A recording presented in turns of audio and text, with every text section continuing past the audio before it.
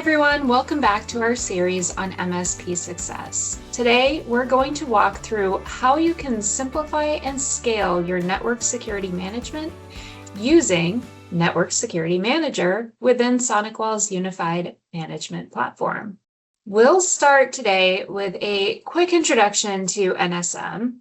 Inside of the Unified Management Portal, we'll talk about what it is, how it's structured, and why it matters, especially if you're managing multiple customers or distributed environments.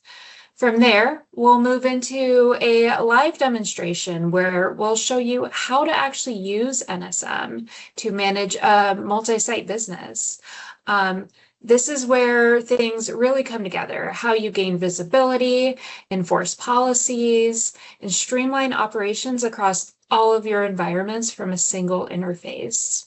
I'm Amelia Foss, Product Marketing here at SonicWall, and I'm joined by Scott Jenkins, who's our Solutions Architect really dedicated to MSP success here at SonicWall. So before we jump into the demo, it's important to kind of level set on what we mean by unified management, because NSM, Network Security Manager, this is a core part of that larger vision. So let's jump in. SonicWall Unified Management is a unified cloud-based SaaS platform designed to bring everything you need together into one place.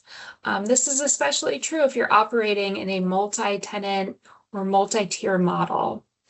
It's globally available, backed by multiple points of presence, so you get consistent performance no matter where your customers are. The platform is cloud native, which means it's built for resilience and high availability from the ground up, something that's critical when you're managing security at scale. Deployment is intentionally low touch with fast onboarding of devices so you can get up and running quickly without heavy manual effort. And importantly, it integrates seamlessly across the SonicWall portfolio. So instead of jumping between tools, managing multiple consoles, trying to correlate events across different products, you can manage everything through a single operating layer. And what that ultimately gives you is a unified visibility and streamlined workflow for threat detection and remediation. So you're not just managing devices, you're actively improving security outcomes. And so with that, I'm going to welcome Scott to the call to kind of run us through what this looks like in real time. Scott, take it away. Thanks so much, Amelia. I will go ahead and we'll bring up our unified console. So we're going to start today and take a look at NSM inside of our unified platform. So right now I'm at the dashboard and my scope selector has picked a tenant, right? So I now have that tenant. And I have the green dot down the left-hand side of every console that's been enabled for this customer. So we'll go ahead and click on NSM. And as you see, you're not leaving that site. It's seamless. You walk right into NSM, and now I can see a global picture of where all my tenants are, my firewalls and equipment. And today we're going to start and look at the inventory screen and really start at some of the best practices and look at a few things here. So there's a number of things we can start off with. One, you can actually expand a firewall, and it's going to tell you, is it up and connected? Has its configuration been synchronized with NSM? What are some of the settings, right? As far as IP address that's coming in, licensing details, right? What's enabled, what's down, what's rolling through, zero touch, right? So there's a lot of different things you can run through here. What templates have been applied to it if you want to look at the history of those kind of things. So it gives you some walkthrough of the firewall initially. Right here, this is actually our new credential auditor. And so this is an alert where it'll come through and let you know, do you have any credentials that are on this firewall? NSM pulls that configuration in, checks it on the dark web, and you can go ahead and generate a report right here. And it'll show you which accounts have been found on the dark web, and this gives you a great step right up front to identify, hey, there's a client I need to work on. we need to go ahead and contact that user and have them change their credentials if it's showing up. So just a quick idea of what that little thing is. Most of your functionality over here, you're going to come over and hit the action menu. And from here, I can switch to a firewall view where I'm in a firewall, edit the settings, update the locations, right? Upgrade firmware. Well, but what if I have a lot of the same firewalls? What if I have 5 branches and they're all using the same one? One of the great things you can do right here is actually group by model. Now I see for each model, I have like a title bar for every one of those. So I can come in now and say, all right, what if I had a bunch of the 380s? I can come in and I can group update firmware. And this gives me the ability, I would see all the different firewalls that are in that group, hit next, pick my, upload my firmware, and then set a schedule. So you can do this in the middle of the day, pick the time, dates that are convenient for you from a maintenance window point of view, and then go ahead and submit that. So just from the inventory screen, I can see my firewalls, I can group update them instead of those days of hitting a spreadsheet and you're logging in and out of a bunch of firewalls, uploading the same file over and over and over, and then trying to get them all done within a window. Right now you can do it in the middle of the day, upload it, schedule it for that maintenance window. And the nice thing is it's just a trust but verify once that maintenance window comes, right? So there's a number of things. Again, I can come in, I can roll in from as a customer, I get a new firewall, right? Maybe a partner, maybe I have a new firewall or I bring on a new customer. Well, until I've audited that firewall, we always have that window. What if something happens? Well, I can come in and I can export the firewall settings and make it a template. So once you acquire the firewall, before you've looked into it, you can export all of the settings into a template. This gives you a great chance where if something happens, just push that template back down to that firewall, or if you had an RMA, or if you just want to get a backup in case something happens, right? So again, export to template, great move. There's a number of things. There's more things to go through than we have time today, but I really wanted to throw out the upgrade firmware and the export to template. That really helps you get a point where now I can start, right? I have a backup. I've grabbed a copy of my settings. I make sure I'm at the latest and greatest, so I can take care of advantages, plug any security improvements, those kind of things. So now let's talk about groups, because you kind of see this on the next one down. I can also group firewalls up here. Why would I need groups? And one of the great things is if I have a template and I'm pushing changes to a number of firewalls, well, if they're in my headquarters and I add a new server, that server might be in my DMZ zone of my firewall. Remember, we are a zone-based firewall company. So, but for all of my remote sites, that would be maybe a VPN zone product, right? Because it's accessed over a site-to-site VPN. So NSM allows you to build groups. And I would recommend you use those groups, and you can actually nest 4 levels below the root. So you can go regional to site to, maybe, different parts of that. So there you can certainly create a tier there, but it gives you an ability to group firewalls based on the context, right? If I'm going to do settings, make sure the settings fit, that the logic follows. So here I have branch firewalls. Maybe I have a home one that I'm working on, our HQ, our cloud infrastructure, right? All of these are important, and I'm going to make changes in those based on where that locale is, where the context is from that. And then from each one of these, I can go through and edit that, right? Edit that group, and I can take a firewall and assign it to that group. And what that means is that I can have a number of firewalls in that group. So the cool thing there is now when I do a template and I create a batch of changes, picture it like a script of changes. I'm going to change this setting, and so on. I'm now can apply that to a group, and then every firewall in that group gets those settings. So that's really powerful for you to be able to come through and be able to and publish that in. Well, what if I open up a new site and I copy a new firewall into that group? NSM will prompt you, would you like me to reapply these templates to that new firewall? Yes. great. Makes your rollout so much faster. And so creating those groups, making sure the proper firewalls are in there, and then you're using that to apply your templates in an appropriate manner. The templates only apply once, so if you make changes later, if you overcopy a setting, you can certainly do that. If you need to update something, but that template gives you the ability to do that. And then again, just like if I apply a template to a root group, it'll flow to every group below. So just like Windows Active Directory, right? You can have something at the domain, down to an OU, down to a folder. Same premise here. You can apply a template to the root group. Maybe I have certain logging settings, auditing credentials, remote reporting, all of those things that are global through your environment. Great, publish them at the root group.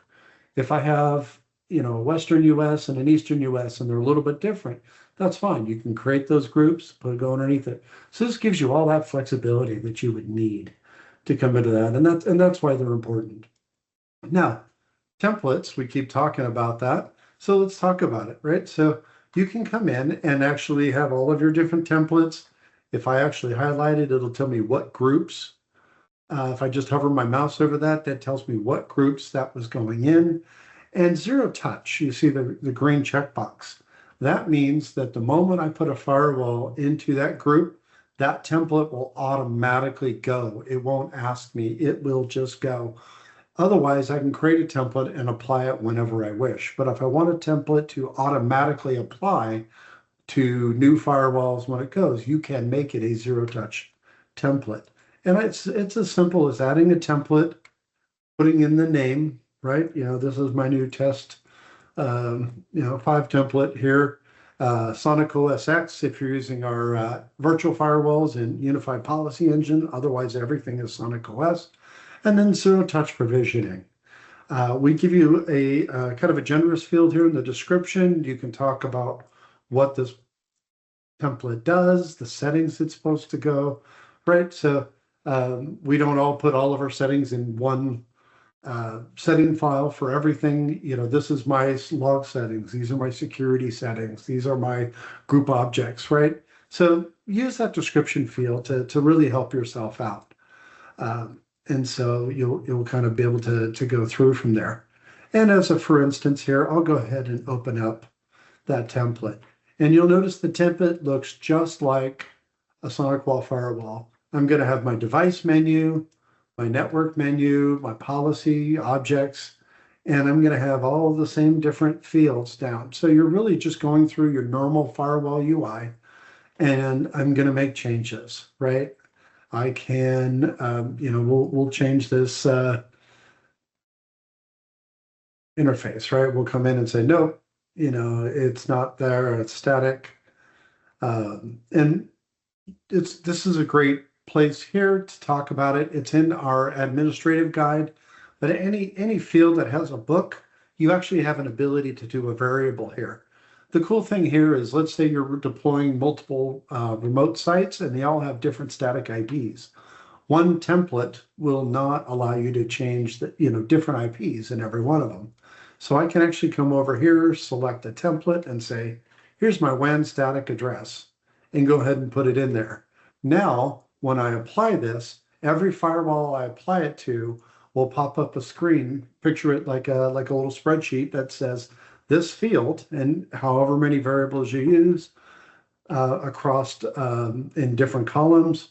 The rows will be every firewall you apply it to, and then you go ahead and put in all of your static information. The great thing that is NSM will go ahead and modify custom every firewall, and you can roll that out. But let's say I'm going to make this one change in the template. In the old GMS days, if you made a change in the configuration, it was live with that firewall. Here, this is a template, right? So now that change just changed the template. That's it. So then I can come in and actually apply that template and say, yep, I want it 0. I want it to overwrite if it's already been given before, and I can pick all my devices, a certain device. So when you're applying templates, make sure you kind of look at what you're doing. Firewalls have to be online and in sync. Picture the firewall with its own configuration. It's the kind of the source of truth. NSM pulls a copy of that, and as long as they're in sync, you can push changes and it'll push it back. After this, I'll show you what happens if they get out of sync and how you can automatically fix that. But from here, you can go ahead and apply that change and then go ahead and push that through and then schedule it to take off. So again, I can make those changes during the day, apply them for later or apply them now. You have a lot of ability. Any changes that you can make in that firewall UI, you can make here. And so if I want to say, hey, I want to get back out of the template view and go back to the manager, I have my little star up here to switch back to manager view. And now I see NSM again, and I'm back into the management. NSM is a tool that allows you to have some streamlined. It gives you auditability through config management, and even approval groups to if you have junior techs, allow a senior tech to approve it. Right? Any tool that can be used for universal good can also kind of go the other way if you have inexperienced hands. So again, we have a lot of tools and things in here. But what happens if people log into the firewall and make a change? That's not a problem. NSM will fall out of sync because it has one copy of the configuration and the firewall has changed. Well, that's not a problem. I can go back into the inventory screen, right-click on that firewall and tell it to synchronize changes. But if I want it to happen automatically, I can come right in here under tenants on the left-hand side in NSM and just turn on auto synchronization of local changes. And so this gives the ability that any changes in the firewall automatically get uploaded to NSM, and that makes it easier. So all your firewalls are always online, they're up to date, and any changes you push, your firewalls will act in a consistent nature. There's not a discrepancy, right? And then we have unknown logic, right? So we want to make sure that's going through. If there are pending, commits out there, don't time them out or do time them out. It gives you some ability to say how long can changes kind of be in the queue. And so that's a great way. That keeps everything online. I can push my templates. And really the last thing I want to show for today is backups. Administrators only as good as their last backup, right? So NSM allows you, and this is a hardened area. It's only accessible through NSM. So this is where you can roll through. And again, I'll say every tenant can have their own encryption password now, so that there's a lot of security concerns, and SonicWall has really stepped up and added a lot of those. But here, I can actually create a schedule and say every week at 6:00 p.m., I can change the date.